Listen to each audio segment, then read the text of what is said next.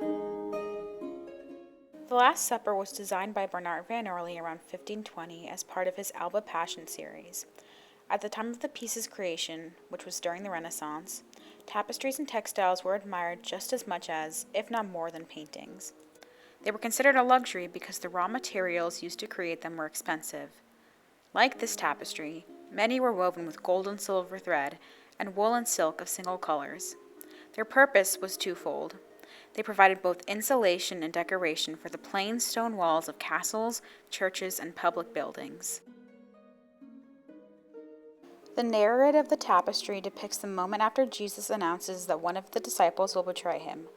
Jesus sits in the center of the scene with an enormous halo around his head, and with one hand stretched out towards his betrayer, Judas, who is shown gathering up his robes in preparation to leave.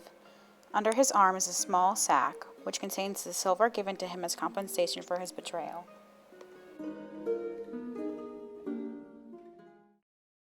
Although Van Orley's The Last Supper was woven in Northern Europe during the Renaissance, it is not quite accurate to say that its style is that of Northern Renaissance art. Van Orley did utilize some artistic elements from Netherlandish art, but he integrated them with elements of Italian art. In doing this, Van Orley created a new artistic style, characterized by an immense narrative power and extravagant design. Just like other Netherlandish artists during this time period, Van Orley attempted to create an illusion of the real world by including incredible details, such as veins in the foreheads and arms of Jesus and his disciples, elaborate curves and folds in the drapery of their robes, tiled floors, crown molding, floral wallpaper, and columns that appear to possess a marble-like quality. Van Orley drew inspiration from two pieces of Italian Renaissance art. The first was a set of 10 cartoons called the Acts of the Apostles, which was designed by Italian painter and architect Raphael. These cartoons featured monumental, muscle-bound figures acting in moments of high drama, an element that Van Orley incorporated into his tapestry by depicting the most emotional moment during the story of the Last Supper on a very large-scale tapestry.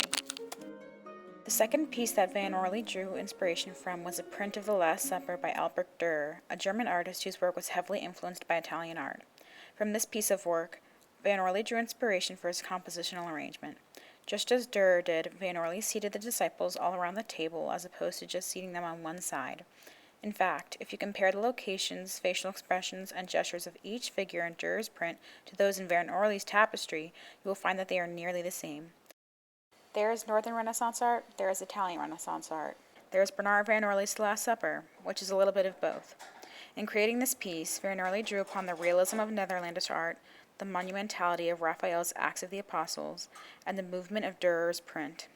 Mixed together, these elements created a style of tapestry that had never been seen before, one that, even today, makes heads turn.